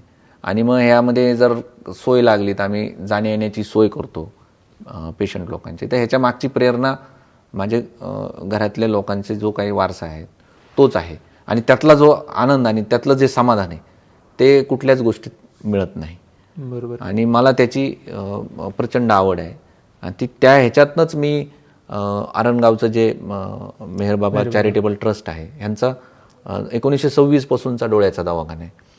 तर तिथं मी पण आपण जसं म्हणतो की आपल्या जीवनामध्ये काही कोइन्सिडन्सेस असतात की जे विसरायचे नसतात. आपण म्हणतो की अचानक आपल्याला ते म्हणतो ना की अपॉर्च्युनिटी येते आणि ती आपण कशी त्याचा तर माझे एक पेशंट होते मेहता नावाचे, ते माझ्याकडं त्यांचं ऑपरेशन झालं होतं. तर ते मला म्हणले की डॉक्टर एक रिक्वेस्ट आहे, इथं आरणगावला आमचं एक मी तिथला हे बाबांचा फॉलोअर आहे आणि तिथले माझे ट्रस्टी जंगले सर, रमेश जंगले सर चांगले मित्र आहेत माझे, पण त्यांच्याकडं डोळ्याचे काही पेशंटचे ऑपरेशनं बाकी आहेत, ती काही कारणास्तव राहिलेत, तर तुम्ही तेवढी ऑपरेशन्स करून द्या. ओके. तर मग मी आनंदाने गेलो आणि मी ते ऑपरेशन्स करून दिले. ते केल्यानंतर त्यांनी ट्रस्टनी रिक्वेस्ट केली की तुम्ही तुमच्या आठवड्यातला एक दिवस जर दिला तर खूप बरं होईल. आणि मला ह्या स्पिरिच्युअल किंवा अध्यात्माची खूप आवड आहे. अच्छा. त्यामुळं मग मी तिथे जाऊन दर बुधवारी एक साधारण 50 ते 60 पेशंट, कधी कधी आम्ही 100ही पेशंट पाहतो, फ्री पाहतो. आणि त्यातली काही जे ऑपरेशन्स निघतात ते आम्ही त्या महिन्यामध्ये फ्री ऑपरेशन्स आम्ही तिथं करतो. तर ह्यातनं जो आनंद मिळतो तो कशातनंच मिळत नाही. आणि ज्यावेळेस आम्ही पाहतो की एखादा पेशंट अजिबात दिसत नाही आणि जाताना तो स्वतः चालत जातो किंवा ज्यावेळेस तो फॉलोअपला येतो तो स्वतः गाडी चालवत येतो त्याची गाडी, तर त्याच्यासारखं हे नाही आणि ते आयुष्यभर त्याच्यासाठी राहतात. तर मी सांगितलं तसं की ह्याला प्रेरणा माझी फॅमिली आहे आणि तोच वारसा मी पुढं चालत आहे. आता ह्या क्षेत्रामध्ये माझा मोठाही भाऊ डॉक्टर आहे, माझा छोटा भाऊ हे ऑप्टिकल मेडिकल्स बघतो. तर आम्ही सगळं एकत्र काम करतो. तर ह्याच्या मागची प्रेरणा, आता माझी आई हयात नाही आहे पण आईची खूप इच्छा होती की आम्ही एकत्र राहू, की भावाभावांमध्ये भांडण. तर ती एक नेहमी म्हणायची की जगामध्ये सगळ्या गोष्टी विकत मिळतात, फक्त एक गोष्ट विकत मिळत नाही, ती म्हणजे प्रेम. बरोबर. लक्षात. तर हे जर तुम्हाला टिकवायचं असेल तर तुम्ही एकत्र काम करा. आता मी ज्या ठिकाणाहून येतो, कर्जत कोरेगावसारखं ठिकाणी, तर तिथं आईला मानणारा खूप मोठा वर्ग आहे माझ्या. म्हणजे बऱ्याच लोकांनी आईच्या नावावरून त्यांच्या मुलींची नावं ठेवलेली आहेत. तिचं नाव शालिनी होतं, बऱ्याच लोकांनी माझं नाव ठेवलेलं आहे, दिलीप आहे, माझ्या भावाचे नाव आहेत. तर अशी इतका प्रेम लोकांकडनं मिळतं. मग त्या प्रेमाचं काहीतरी आपण उत्तरदायित्व आपल्या ह्या रूपाने मी देत असतो, असं आहे. आता माझी पत्नी डॉक्टर आहे, ती भुलीची डॉक्टर आहे. ती पण खूप ह्याच्यामध्ये साथ देते, दिवसभर काम करते. तर आता शेवटी तुम्ही ऐकलं असेल पु ल देशपांडेंचं ते एक फार प्रसिद्ध वाक्य की त्यांना भूल कुणी निर्माण केली याबद्दल ते खूप परमेश्वराचे आभार मानायचे. भूलरोग तज्ञाचं सगळ्यात जास्त क्रेडिट. बरोबर. कारण एक कुठल्याही ऑपरेशनला तुम्हाला भुलीशिवाय करता येणार, वेदना कमी करण्याची. तर ती रोज तेच काम करते. तर त्यासारखं समाधान सारखं हे नाही. आता मी जसं सांगितलं की सुरुवातीला माझ्या घरच्यांची अशी इच्छा होती की मी आमच्या लोकांसाठी, म्हणजे आमच्या गावाकडच्या लोकांची जिथं दवाखान्याची बिलकुल सोय नव्हती, त्यांची खूप इच्छा होती की मी तिथं हॉस्पिटलची ट्रीटमेंट चालू करावी आणि माझी सेवा तिथं द्यावी. तर मी जे काही नवनवीन मशिनरी घेऊ शकलो तर मी सुरुवातीला त्या कर्जतला ठेवल्या. आणि आज तिथं वेल इक्विप माझं असं हॉस्पिटल आहे. आणि मग मी त्याच्यात हळूहळू त्याच्यामध्ये नवनवीन गोष्टी ॲड करत गेलो. आता रिसेंटली आम्ही तिथं एक OCT नावाचं एक मशीन घेतलेलं आहे. OCT म्हणजे ऑप्टिकल कोहेरन्स टोमोग्राफी. म्हणजे थोडक्यात आपला जो डोळा आहे त्या डोळ्याचं जर CT स्कॅन किंवा आपण MRI म्हणतो हे जर करायचं झालं तर हे मी तिथं कर्जत सारख्या ठिकाणी करू शकतो. याच्यामध्ये रुग्णाला खूप सारा फायदा आहे त्याच्यामध्ये. मी जसं मागाशी बोललो की ब्लड प्रेशर आहे, डायबिटीस आहे, बुबुळाचे विविध आजार आहेत, हे तुम्ही एका क्लिकवरती डायग्नोज करू शकता. म्हणजे ह्याच्या मागची प्रेरणा पण माझे गुरुच आहेत की त्यांनी मला सांगितले होते की एक वेळेस तू एखादी स्वतःची वापरणारी गोष्ट कमी घे, पण ज्याच्यामुळं समाजाचा फायदा होईल तिथं कुठल्याही प्रकारची तडजोड करायची नाही. उत्तम प्रतीचं, उत्तम क्वालिटीचं असं तुम्ही सगळ्या ज्याच्यामुळं लोकांची व्हिजन चांगली राहते अशा गोष्टीची सर्व्हिस तू दिली पाहिजे. म्हणून मी ते कर्जतसारख्या ठिकाणी आम्ही ते ठेवलं आणि त्याचा फायदा खूप लोकांना होते. आणि त्याच्यामुळं बऱ्याच लोकांची आजपर्यंत नजर मी वाचू शकलो. एका क्लिकवरती आपल्याला सगळ्या डायग्नोसिस होत आहे त्याच्यामध्ये. तर हा थोडक्यात रेटिनाचा MRI म्हणू किंवा CT स्कॅन म्हणू. आणि अगदी आम्ही त्याचे रिपोर्ट्स मोबाईलवरती रेटिना स्पेशालिस्टला पाठवू शकतो. आम्ही रेटिना स्पेशालिस्टची व्हिजिटही माझ्या कर्जतसारख्या ठिकाणी आम्ही चालू केलेली आहे आणि त्याचा रुग्ण फायदा घेत आहेत आणि त्याचा आम्हाला खूप आनंद होत आहे. दुसरं अजून मला एक गोष्ट सांगायची की मी माझ्या या डोळ्याच्या हॉस्पिटलचं नाव अरुणोदय नेत्रालय ठेवले. तर याच्या मागेही माझ्या वडिलांचं नाव अरुणराव आहे म्हणून मी अरुणोदय नेत्रालय ठेवले. पण त्याचा अर्थ पण एक असा आहे की अरुणोदय म्हणजे पहाट होणे, सूर्योदय होणे लक्षात, म्हणजे अंधाराकडून उजेडाकडे. म्हणजे नाव ऐकलं तरी एक मनाला अशी प्रेरणा मिळते सकाळी.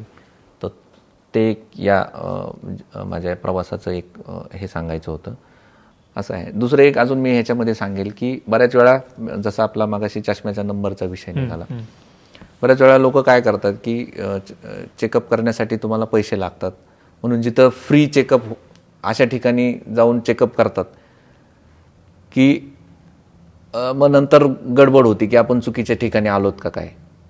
मग चष्म्याचे दुकानं असतील किंवा गावागावामध्ये शिबिरं होतात जिथं तुम्हाला चष्मे दिले जातात, चष्मे विकले जातात.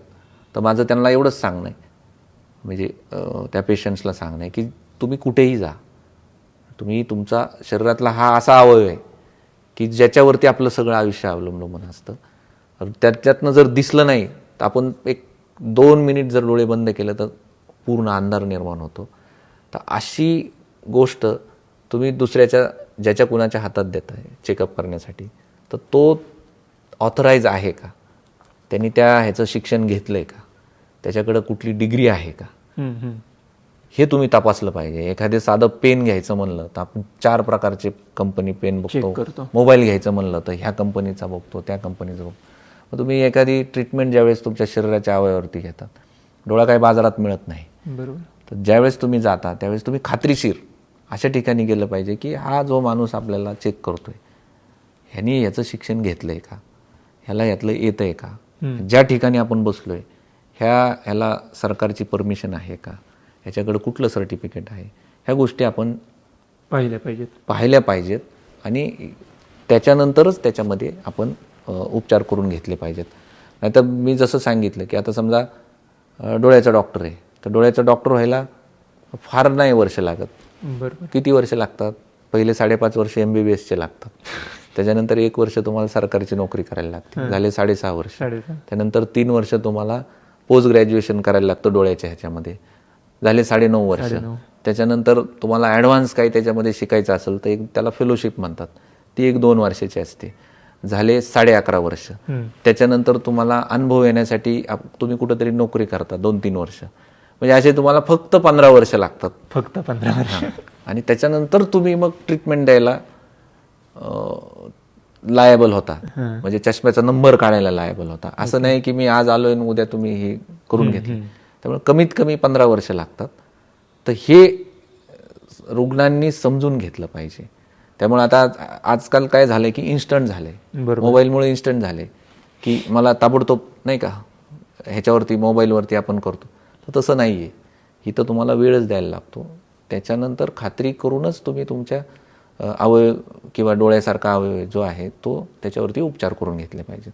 या निमित्ताने मला हेच सांगायचं. म्हणजे बऱ्याचदा चष्मा लागलाय किंवा चष्मा लागणार आहे असं ज्यावेळेस जाणवतं त्यावेळी जे डायरेक्ट चष्म्याच्या दुकानात जाऊन तिथंच नंबर चेक करून तिथंच करून घेतात, हे काही प्रॉपर वे नाही आहे चष्म्याचा. प्रॉपर वे मी काय म्हणेल की तुम्ही जरूर जा, पण ज्या ठिकाणी जाल त्याला परमिशन आहे का, ऑथेंटिसिटी. जसं मी सांगितलं की ज्यावेळेस आम्ही हॉस्पिटल चालवतो तर हॉस्पिटल चालवताना कमीत कमी 15 ते 20 परमिशन्स तुम्हाला गव्हर्नमेंटकडनं घ्यायला लागतात. त्याच्यामध्ये बॉम्बे नर्सिंग सारखं परमिशन आहे, त्यानंतर तुमचं रजिस्ट्रेशन रिन्यू करायला लागतं, तुम्हाला क्रेडिट पॉईंट्स घ्यायला लागतात, तुम्हाला महाराष्ट्र पोल्युशन कंट्रोल बोर्डचं सर्टिफिकेट घ्यायला लागतं, तुम्हाला बायोक्लिनचं सर्टिफिकेट घ्यायला लागतं, तुम्हाला तुमचं सर्वे झाल्यानंतर तुमच्याकडे इमर्जन्सी सर्व्हिसेस काय अवेलेबल आहेत या सगळ्या गोष्टी घ्यायला लागतात, तरच तुम्ही ऑथराईजरित्या ट्रीटमेंट देऊ शकता.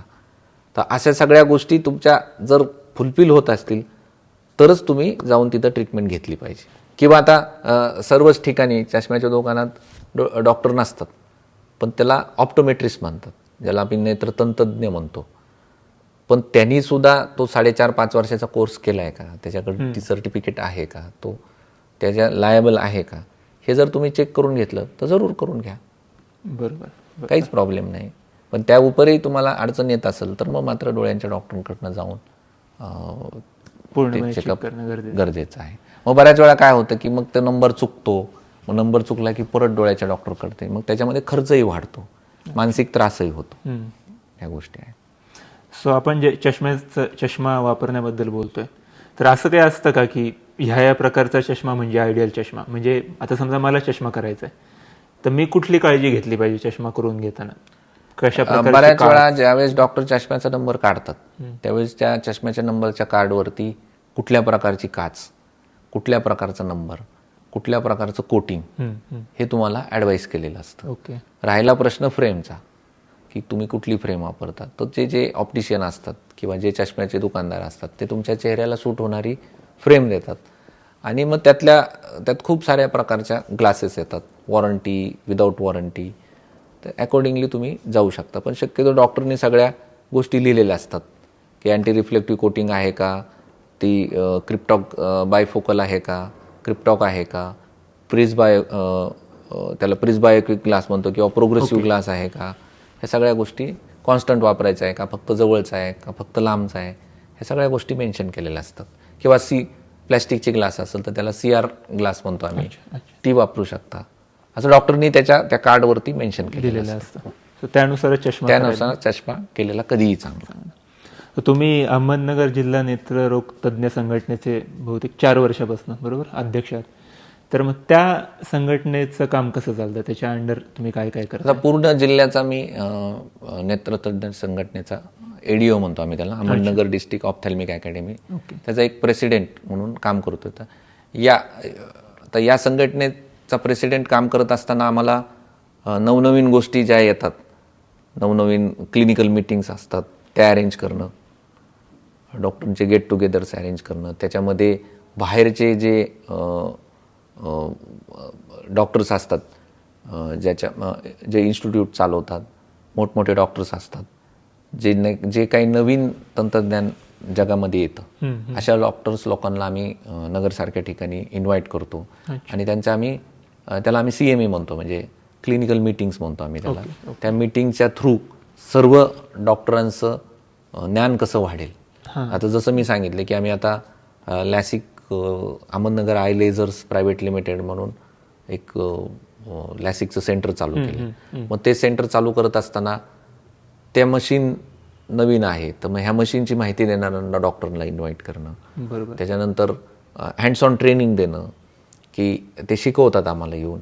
मग त्याच्यानंतर त्याचे फायदे तोटे, तुम्ही काय काळजी घेतली पाहिजे, तर ह्या सगळ्या गोष्टी आम्ही महाराष्ट्र ऑप्थॅल्मिक सोसायटी नावाचं आमचे पूर्ण महाराष्ट्राच्या डॉक्टरांची एक सोसायटी आहे. तर त्यातले जे असे नवनवीन गोष्टी करणारे डॉक्टर्स त्यांना आम्ही नगरसारख्या ठिकाणी इन्व्हाइट करतो. आणि मग त्यातनं आम्ही डॉक्टरांचं ट्रेनिंग, एक नवीन शिकण्याची ह्या गोष्टी ह्या संघटनेतर्फे आम्ही करत असतो. सो थोडक्यात डॉक्टरांसाठी केलेली संघटना आहे. आणि त्याच्यामध्ये सगळ्याच गोष्टी येतात. एक तर तुम्ही एकत्र राहता आणि दुसरं तुमचं नॉलेजही वाढतं. असं या संघटनेचं काम आहे. सो भारत आज पाहिला आपण तर भारताला डायबिटीस कॅपिटल असं म्हणतात. तर मग डायबिटीससारखा आजार झाला किंवा ब्लड प्रेशरसारखा आजार झाला, या दोन्ही आजारांचे डोळ्यांवरती काही परिणाम होतात का आणि त्याचं प्रमाण किती आहे? बरोबर. आता हा चांगला प्रश्न आहे की डायबिटीस आणि ब्लड प्रेशर ह्याच्यामध्ये आपण म्हणतो की भारत इज आपला कॅपिटल म्हणून. Diabetes capital.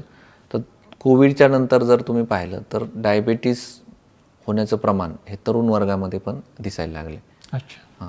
आता त्याला भरपूर कारण आहेत, पण ज्यांना कोविड होऊन गेला आहे त्या लोकांमध्ये डायबिटीस होतोय. किंवा बैठी जीवनशैली, एक्झरसाईज नसणे, व्यायाम करणे नाही, त्याच्यानंतर ॲडिक्शन्स आपण जर पाहिलं तर प्रचंड प्रमाणाच्या ॲडिक्शन्स, स्मोकिंग आहे, अल्कोहोल आहे, टोबॅको आहे, ह्या गोष्टी, फॅमिली हिस्ट्री ऑफ डायबिटीस, ह्या सगळ्या गोष्टींमुळं तुम्हाला ब्लड प्रेशर आणि डायबिटीस ह्या होतात. आता डायबिटीसमध्ये काय असतं की ज्या दिवशी तुम्हाला डायबिटीस डिटेक्ट होतो त्याच्यानंतर पहिली स्टेप जी आहे ती म्हणजे ताबडतोब शुगर कंट्रोल करणे आणि डोळ्यांच्या डॉक्टरकडनं जाऊन डोळे चेक करणे. तर डोळे का चेक करायचे? कारण डायबिटीसचा आपल्या डोळ्यांवरती परिणाम होतो आणि डोळे हे असे अवयव आहे हा की ज्याच्यातनं आपल्याला शरीराच्या आतल्या रक्तवाहिन्या दिसतात. ओके. डोळ्यातनं. ओके. मग आम्ही काय करतो, अशा रुग्णांना आल्यानंतर त्याची नजर वगैरे चेक करतो, त्याचं डोळ्याचं प्रेशर चेक करतो, चष्म्याचा नंबर असेल तर ते काढतो, डोळ्यामध्ये 2 ड्रॉप टाकून आम्ही त्यांना थोडा वेळ बसवतो, ज्याच्यामध्ये बाहुली मोठी होती डोळ्याची, आणि मग परत एकदा चेकअप करतो आणि मग आम्हाला रेटिना दिसतो. या रेटिनावरती रक्तवाहिन्या असतात. ह्या रक्तवाहिन्या रेटिनाला रक्तपुरवठा करतात. बरोबर. पण तुम्हाला जर शुगर असेल तर या शुगरमुळं किंवा डायबिटीसमुळं रक्तवाहिन्या ह्या खराब होतात. अच्छा. रक्तवाहिन्यांच्या आतमधलं जे आवरण असतं, ज्यांना आपण कॅपिलरीज वगैरे तर त्याला आपण केशवाहिन्या म्हणतो. बरोबर. तर ते आवरण खराब झाल्यामुळं ह्या रक्तवाहिन्या लीक होतात. अच्छा. आणि हे जे काही रक्तस्राव होतो तो पडद्यावरती होतो. आणि मग त्याच्यात जर रक्तस्राव झाला किंवा पडद्यामध्ये जर डायबिटीसचे बदल दिसले तर याचा अर्थ शरीरातल्या सगळ्याच अवयवांवरती डायबिटीसचे परिणाम झालेले आहेत. पण आता डोळा असा अवयव आहे की रेटिना असा आहे की तिथं खूप कमी प्रमाणात रक्तवाहिन्या असतात. म्हणजे आपण अगदी मोजू शकतो की इतक्याच रक्तवाहिन्या आहेत पडद्यावर, आणि त्या रक्तवाहिन्यांवरतीच अख्खं आयुष्य आपल्याला पडद्यावरती चित्र उमटत असतं. त्याच्यामुळं डायबिटीसमध्ये सर्वात महत्त्वाचं म्हणजे शुगर कंट्रोल ठेवणे. जर तुमची शुगर कंट्रोल राहिली तर कुठल्याही प्रकारचे कॉम्प्लिकेशन्स डोळ्यावर होत नाही. दुसरं, जर आम्ही असं सांगतो की वर्षातनं 2दा किंवा वर्षातनं 1दा कमीत कमी डायबिटीज ब्लड प्रेशर असणाऱ्या लोकांनी कुठलाही त्रास नसला तरी जाऊन डोळे चेक केले पाहिजेत. त्याच्यामध्ये जर काही प्रॉब्लेम सापडला तर मग मात्र आम्ही त्याला ट्रीटमेंट देतो. त्याच्यावरती लेझरची ट्रीटमेंट असते. काही लोकांमध्ये डोळ्यामध्ये छोटे इंजेक्शन्स घ्यायला लागतात आणि काही लोकांना जर खूपच रक्तस्राव झाला, पडद्यावरती जास्त परिणाम झाला तर शस्त्रक्रिया लागते. हे झालं डायबिटीस रिलेटेड कॉम्प्लिकेशन. आता ज्यांना ब्लड प्रेशर आहे त्या ब्लड प्रेशरमध्ये सुद्धा ह्या रक्तवाहिन्या चोकअप होतात, अचानक रक्तपुरवठा थांबतो, रक्तस्राव होतो, पडद्याला सूज येते. तर ते सुद्धा होऊ नये, पण होण्याच्या अगोदरच हे जर बदल दिसले तर मग मात्र त्यांना ट्रीटमेंट देता येते आणि अंधत्व टाळता येतं. कारण डायबिटीसमध्ये गेलेली नजर येत नाही. जेवढी आहे ती नजर आपल्याला वाचवावी लागते. आणि शुगर आणि ब्लड प्रेशर जर तुमचं कंट्रोल राहिलं तर कुठल्याही आपण कित्येक वर्ष आम्ही बघतो, 35 वर्ष 40 वर्ष रुग्णांना डायबिटीस आहे, पण नियमित चेकअप ठेवल्यानंतर नजरेला कुठलीही अडचण येत नाही. म्हणजे थोडक्यात डोळ्यांची आरोग्य जसं असेल त्याच्यावर माणसाचं आरोग्य आपण सांगू शकतोय. अगदी. म्हणजे थोडक्यात डोळे फक्त बाहेरची दृष्टीने दाखवते, माणसाच्या आतलं चित्र पण आपलं दाखवते. अगदी बरोबर. ओके. सो आता अरुणोदय नेत्रालय जे आहे आपलं, याला 20 वर्ष पूर्ण होत आहेत. तर हा 20 वर्षांचा प्रवास किंवा या 20 वर्षामध्ये तुम्ही हे नेत्रालय कसं कसं बदलत गेले, याला जर अगदी 2 मिनिटांमध्ये तुम्हाला समअप करायचं असेल तर तुम्ही कसं करता? आता मी ज्यावेळेस 20 वर्षापूर्वी सुरुवातीला ही चालू केलं होतं त्यावेळेस जी काही ऑपरेशनची पद्धत होती ह्याच्यामध्ये आमूलाग्र बदल झाला आहे. आता पूर्णपणे आधुनिक पद्धतीचे ऑपरेशन्स आम्ही करतो. याच्यामध्ये मोतीबिंदू शस्त्रक्रिया, डोळ्यामध्ये मोतीबिंदू हा आजार सर्वांमध्येच दिसतो. तर ही खूप प्रगत झालेली शस्त्रक्रिया आहे, ज्याला आत्ता जी आम्ही लेटेस्ट पद्धत वापरतो त्याला आम्ही फेको इमल्सिफिकेशन पद्धत म्हणतो. फेको इमल्सिफिकेशन, फेको म्हणजे लेन्स, इमल्सिफाय म्हणजे ती लेन्स इमल्सिफाय करून आम्ही डोळ्याच्या बाहेर काढतो. तर अगदी एक छोटेसं सुईसारखं एक इन्स्ट्रुमेंट्स असतं, त्यातनं ते डोळ्याच्या आत जातं आणि पूर्णपणे मोतीबिंदू विरघळून काढला जातो. आणि ह्या छोट्याशा जखमेतनं आपण इंट्राऑक्युलर लेन्स बसवतो, ज्या घडीच्या नवीन प्रकारच्या भिंग आल्यात त्याला फोल्डेबल लेन्सेस म्हणतो, हे आम्ही इम्प्लांट करतो डोळ्यामध्ये. आणि आजकाल अशा लेन्सेस आलेल्या आहेत की तुम्हाला ऑपरेशननंतर चष्म्याचा नंबर लागत नाही. तुम्हाला दूरचंही बिना चष्म्याने दिसतं, जवळचंही बिना चष्म्याने दिसतं. त्याला आम्ही मल्टीफोकल इंट्राऑक्युलर लेन्स म्हणतो. त्याच्यामध्ये मोनोफोकल इंट्राऑक्युलर लेन्सेस आहेत, टोरिक लेन्सेस आहेत. एखाद्याला चष्म्याचा नंबर आहे, सिलेंड्रिकल नंबर आहे, तो आपल्याला आता ह्या लेन्समध्ये ॲडजस्ट करता येतो. त्यामुळं मोतीबिंदू शस्त्रक्रिया ही ॲज गुड ॲज रिफ्रॅक्टिव्ह शस्त्रक्रिया, म्हणजे तुमचा चष्म्याचा नंबरही ती घालवण्याची क्षमता आता मोतीबिंदूच्या शस्त्रक्रियेमध्ये. तर पूर्वीच्या आम्ही ज्यावेळेस शिकलो ती बिन टाक्याची शस्त्रक्रिया होती, जी आम्ही मॅन्युअल करायचो, त्याला आम्ही स्मॉल इन्सिजन कॅटरॅक्ट. त्याचं प्रमाण आता खूप कमी, अगदी 1% आले. ज्यांना आम्ही करूच शकत नाही फेको इमल्सिफिकेशन, त्या लोकांना आम्ही ही शस्त्रक्रिया करतो. त्यामुळे खूप आधुनिक पद्धत, आधुनिक लेन्सेस या गेल्या 20 वर्षामध्ये आलेले आहे. त्यामुळे पेशंटचा हॉस्पिटल टायमिंग ऑपरेशनचा फार कमी झालेला आहे. आणि नवनवीन डोळ्याच्या ह्याच्यामध्ये ब्रांचेस आता डेव्हलप झाले आहेत, जसे की कॉर्निया आहे, स्क्विंट आहे, त्याच्यानंतर ऑक्युलोप्लास्टी आहे, रेटिना स्पेशलिस्ट आहेत. असे वेगवेगळे प्रकारचे स्पेशलिस्ट डोळ्याच्या ह्याचे, डोळ्यांचे पण वेगवेगळे, बुबुळाचा वेगळा, पापण्यांचा वेगळा, पडद्याचा वेगळा, ऑक्युलोप्लास्टी वेगळा, रेटिनाचा वेगळा, कॅटरॅक्टचा वेगळा, असे सुपर स्पेशालिटी याच्यामध्ये आलेले आहेत.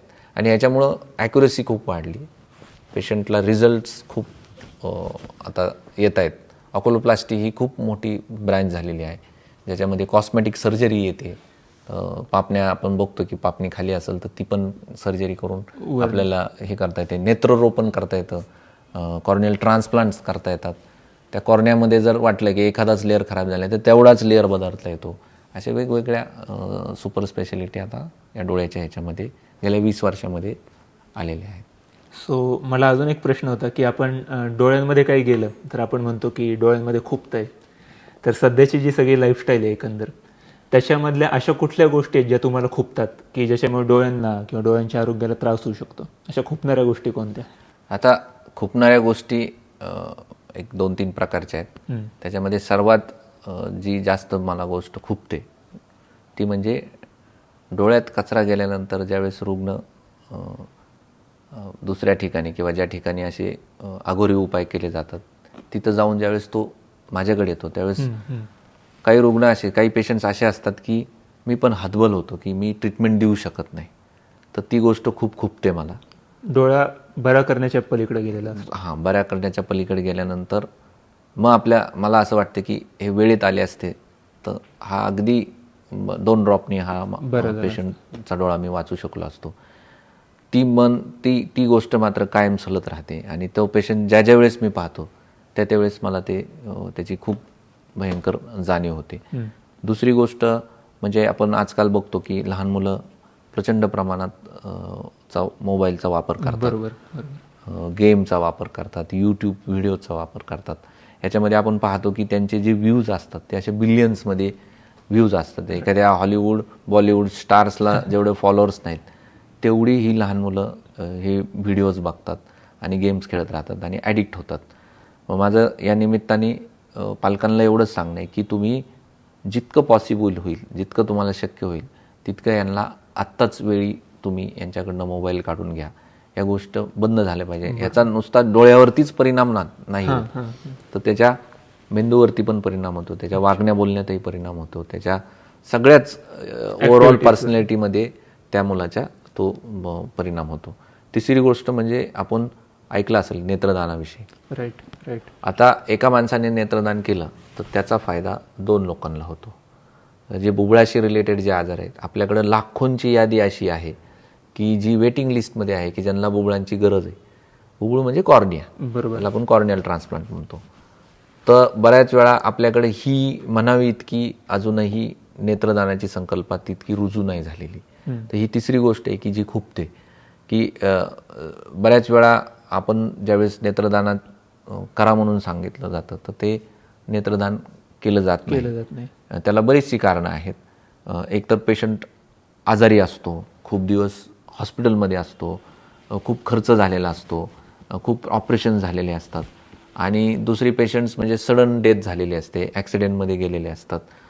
मग तो एक जाण्याचं दुःख एक असतं. इकडे हॉस्पिटलमध्ये खूप दिवस ॲडमिट ठेवून त्याचे बऱ्याच वेळा असं वाटतं की खूप हाल झाले, आणि मग आता डोळे कसे द्यायचे. मग आम्ही मागायला डोळे गेलो तर ते लोक म्हणतात की आता डोळे पण काढून घ्या. मग तो एक वेगळा भावनिक प्रश्न निर्माण होतो. त्याच्यामुळं नेत्रदान केलं जात नाही. तर माझ्या या निमित्ताने हीच विनंती आहे की नेत्रदान जर केलं तर 2 लोकांना दृष्टी मिळू शकते.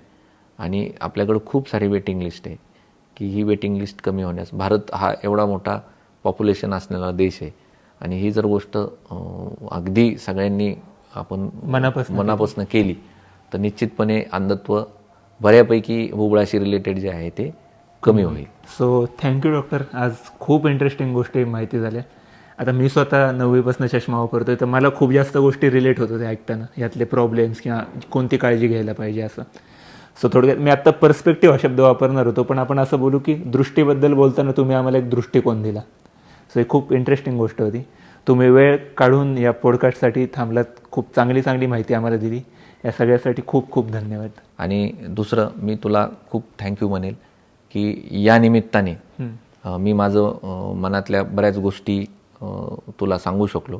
आता बऱ्याच वेळा काय होतं की एखाद्या रुग्णाला एखाद्या गोष्टीचा तोटा झाला की ह्याच्यामुळं हे झालं, हे चुकीचं झालं म्हणून हे झालं, तर मी 1 to 1 त्याला सांगू शकतो. बरोबर.